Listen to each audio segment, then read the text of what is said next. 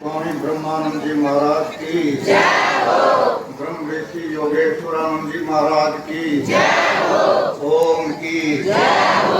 नगर खेड़े की जय हो। ओम तत्सत। देखिए, हम हर्ष का विषय भी कह सकते हैं कि एक महापुरुष स्वामी योगेश्वरानंद जी अपना सारा जीवन त्याग तपस्या में बिता करके गए हैं। बेलाप बेदोष अपना जीवन बिताया है। हमारे पंडित विजयानंद जी व्याकरणाचार्य थे और उन्होंने स्वामी जी का शरीर छोड़ने के बाद 51 दोहे बनाए। उन्होंने बहुत कुछ कहा कि आज ब्रह्मानंद से बिना सुख सुनना है, परंतु एक वाक्य उन्होंने लिखा कि ये निर्वाण दिवस है आया और बड़ी भारी खुशियां भर लाया। जो नरभाग इस गंगा में नहीं नहाया वे नरभाग मनुष्य कहलाया। मैंने कहा पंडित जी, सभी लोग रो रहे हैं, बड़े दुखी हैं, और आपने कहा कि ये बड़ी खुशियां भर लाया निर्वाण दिवस। उन्होंने कहा कि देखो, हमारा योग दर्शन कहता है कि भस्मांतम शरीरम, ये मनुष्य का जन्म ले लिया तो एक दिन शरीर भस्म होगा। गीता भी कहती है जातक के ये ध्रुव स्मृति कि जिसने जन्म लिया है उसने एक दिन जाना है। स्वामी ब्रह्मानंद जी ने प्रकाशन में लिखा है, जाना है रहना नहीं, यहाँ कोई धर्मशाला नहीं, जितने आए सारे गए, आंखों में जाला नहीं। कि जिन्होंने जन्म ले लिया, अब बात यह है कि जन्म लेकर के कुछ लोग तो पाप कर्म करते हैं जो कि जीवन भर उनकी बदनामी करती है, और संत लोग अपना स्वार्थ न करके अपना जीवन त्याग तपस्या और सेवा में लगाते हैं। आज हम श्रद्धांजलि मनाने परम योगी स्वामी योगेश्वरानंद जी की आ रहे हैं, तो ये उनका आज आना जो हमारा है, आज जो इतनी धन संख्या उनको श्रद्धांजलि देने आ रही है, इससे साफ साबित होता है कि उनका जीवन त्याग तपस्या और जन कल्याण में रहा है। यदि उनके जीवन पर हम विचार करें, क्योंकि हम तो उनके साथ रहते रहे, स्वामी ब्रह्मानंद जी महाराज के बाद यदि किसी संत महात्मा ने बाहर गांवों में जाकर के अकेले बैठ करके यज्ञ हवन और भंडारे किए हैं, तो वो हम स्वामी योगेश्वरानंद जी महाराज का नाम पहले दर्जे पर आता है। यदि हम आश्रमों की स्थापना के बारे में बात करते हैं, तो अकेले ही जहाँ तहाँ झोपड़ी में बैठ जाते थे और वहाँ पर कमरा बना करके ही उठते थे। और जहाँ उन्होंने कमरे बनाए, आज उन आश्रमों को आप देखेंगे तो अनुमान लगा सकते हैं कि उस महापुरुष में लोगों से थोड़ा थोड़ा इकट्ठा पैसा करके बड़ी मुश्किल से, क्योंकि उस समय प्रचार इतना नहीं था, बगनावा का आश्रम लीजिए, उन्होंने कमरा बनाया। मथाना आश्रम को लीजिए, उन्होंने कमरा बनाया। और वीरपुर आश्रम को लीजिए, उन्होंने कमरा बनाया। बुरनपुर आश्रम को लीजिए, वहाँ तो उन्होंने बहुत कुछ सहयोग किया। मैं कहने लगा, ऋषि जी पैसे की तो व्यवस्था नहीं, और वकील ये कहता है ये स्कूल की जमीन है, क्यों ना इसके बीच में यदि दीवार निकाली जाए तो हमारा अलग से आश्रम कर जाए। बोलिए कोई बड़ी बात नहीं, इंतजाम करो। उन्होंने पैसा देकर के ईंटें डाल दी, एकदम बीचों बीच दीवार निकल गई, अलग से आश्रम चलने लगा। पुराना जैसे बड़े बड़े गांवों में, जो कि जहाँ राजनीतिक लोग भी बड़े हैं और विद्वान भी हैं, उस गांव में जाकर के अकेले उन्होंने यज्ञ हवन किया, और उसका क्या प्रभाव पड़ा। आज वहाँ जगत गुरु ब्रह्मानंद कन्या महाविद्यालय है पुराना के अंदर। ये प्रचार किसने किया? स्वामी योगेश्वरानंद जी महाराज ने। और वहाँ पर जगत गुरु ब्रह्मानंद गौशाला भी निश्चित की गई। जगत गुरु ब्रह्मानंद गौशाला जहाँ 500 एकड़ जमीन पंचायती है, और अब की बार प्रोग्राम हुआ था जहाँ डीजीपी भी आए थे उत्तराखंड से, और कितने एमएलए, कितने एमपी, कितने सांसद, करोड़ों रुपए की आमदनी हुई। और आश्रम को देख लीजिए, 2 एकड़ भूमि में पूरी 4 द्वारी, पूरा गेट और पूरा क्या नाम मंदिर बना हुआ है। देखिए, गया तो स्वामी ब्रह्मानंद जी महाराज की है, परंतु ये यश किसने प्राप्त किया? हमारे स्वामी योगेश्वरानंद जी महाराज ने। और सबसे बड़ा ये यूं लोग कहते हैं स्वामी ब्रह्मानंद जी तो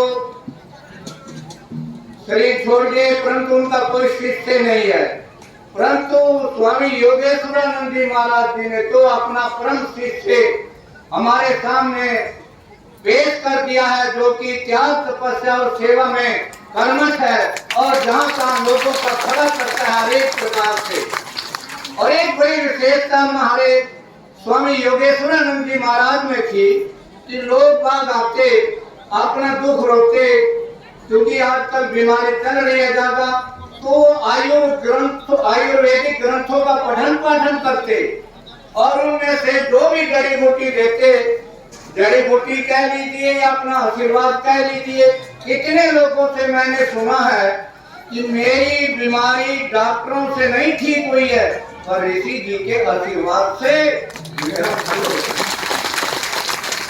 एक बार की बात, मैं कतला में गया, खांसी बड़े जोर से बार बार, बोले आपको तो खांसी हो रही है। मैंने कहा क्या ऋषि जी, मैंने तो बहुत दवाई ले ली।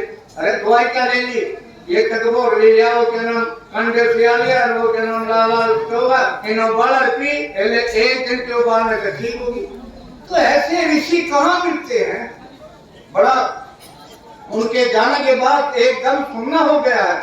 और मैं धन्यवाद करता हूँ अपने ग्राम साथ का, जिन्होंने रात दिन माताओं बहनों ने उनकी रात दिन खड़े होकर के टट्टी पेशाब अपना बच्चा समझ के, अपना बाप समझ के सेवा किया, तो ये कोई छोटी बात नहीं है। उन सभी माताओं का बहुत बहुत धन्यवाद करता हूँ। और आज जो ये संगत जुड़ी हुई है, हम अपने महात्मा स्वामी जगदेवानंद जी का, जिनकी अध्यक्षता में ग्राम साध ने इतना बड़ा कार्यक्रम किया है, तो ये एक बहुत बहुत बड़ा नेक कार्य किया है। गुरुओं के प्रति यूं ही समर्पित होना हमें चाहिए।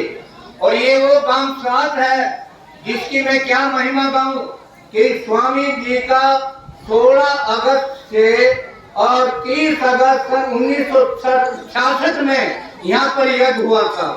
खाली क्या नाम एक पुल था, उसके आगे और ये सावन के महीने की द्वितीय सावन, दूसरा सावन था। दूसरे सावन में यहाँ बिल्कुल क्या नाम पानी पड़ा था, मच्छर बेहद थे। उसी में स्वामी ब्रह्मानंद जी आनंदित रहे। वो किसी की कोठी में नहीं गए, उन्होंने किसी की मच्छरदानी नहीं लगी। स्वामी जी ने जन कल्याण के लिए, स्वामी जी ने कहा जब मैं पहाड़ों से आया तो मेरे सामने 2 रास्ते थे।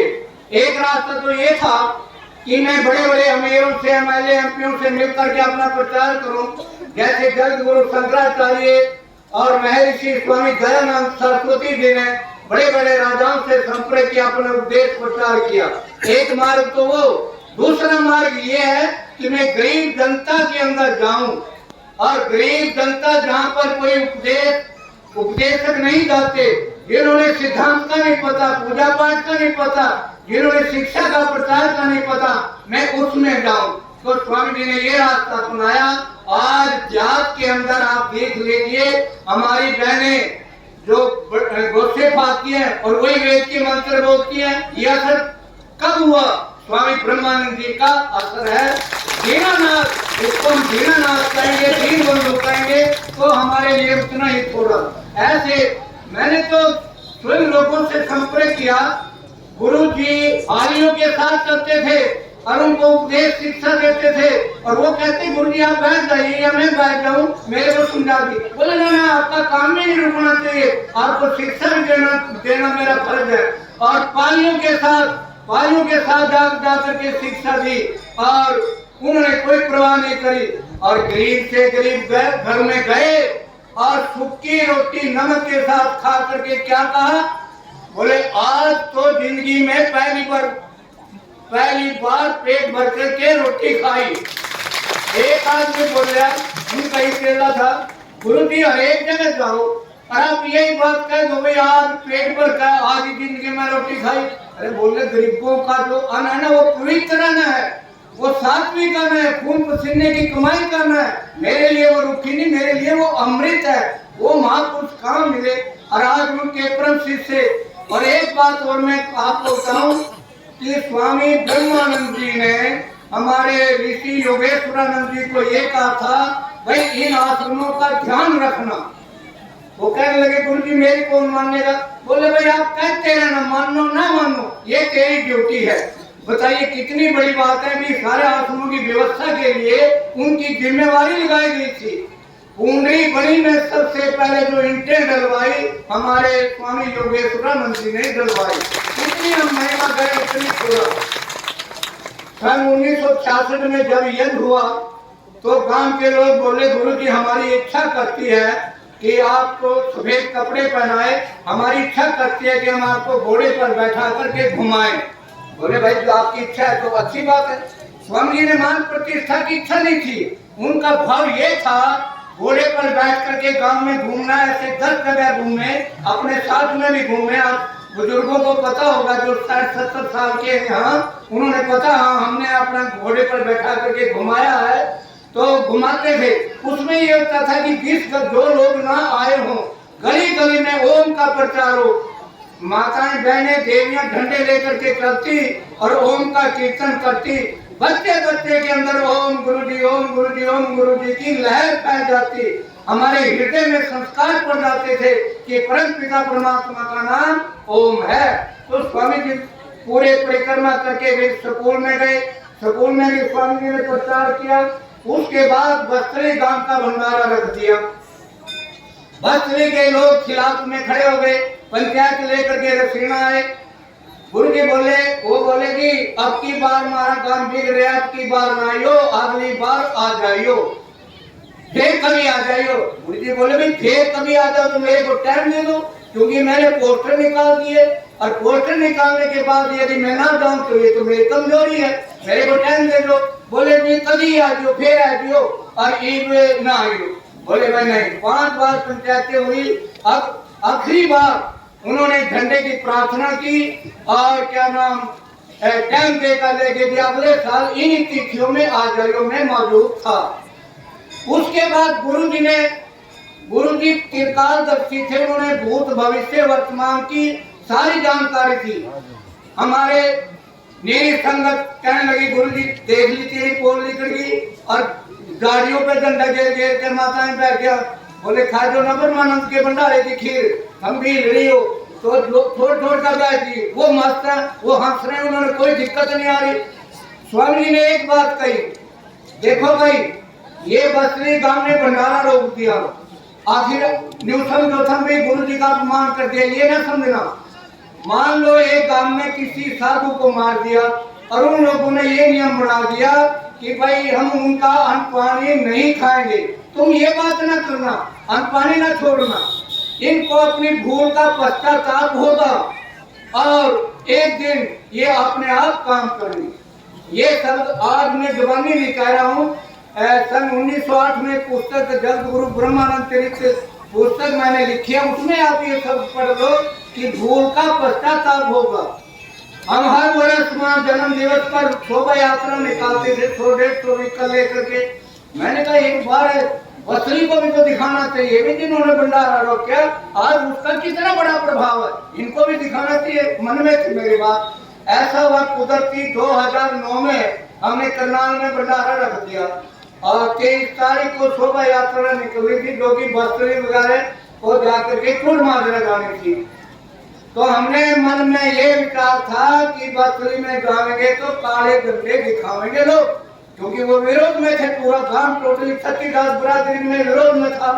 तो भगवान की लीला ऐसी हुई कि जब हम बस्तरी में गए और बस अड्डे पर स्कूल के आगे वहाँ तो ड्रामों के दूध रखे और खिल्लों की बोरियां पर रखी और नौजवान लड़की माताएं गीत गा रही, आ गया पचरंगे झंडे वाला, आ गया भारत का रखवाला, और नौजवान लड़के अपने हाथ में झंडे ले रहे। और क्या था उन नौजवान बच्चों ने, उनके शब्द सुनिए। उन्होंने कहा कि किसी कारण से हमारे गांव का स्वामी ब्रह्मानंद के इतिहास में नाम मलिन हो गया, मैला हो गया है, अब पुनः हम अपने गांव को चमकाएंगे। ये आवाज हमारे नौजवान बच्चों बसली वालों की थी। अब हम अपने गांव का नाम चमकाएंगे ब्रह्मानंद इतिहास में। और आपने पता है कि 5-6 वर्ष पहले हमारे प्रदीप कुमार सरपंच साहब हुए नौजवान, उन्होंने 3 साल पहले कह दिया भाई आगे मैं सरपंच बनूं ना बनूं, पर अपनी जिंदगी में ये जो हमारा नाम बदनाम हो रहा, इस बात को मेट के जाऊंगा और नाम चमकाऊंगा। उन्होंने पचरंगा झंडा लहरा दिया बसली गांव में। हमने तुरंत एक किताब लिखी, कपोतली गांव बसली में पचरंगे ध्वज की पुनः स्थापना। तो आप जितना बढ़ चढ़ करके गुरु दरबार में काम करोगे, सेवा करेंगे, उनका नाम चमकेगा।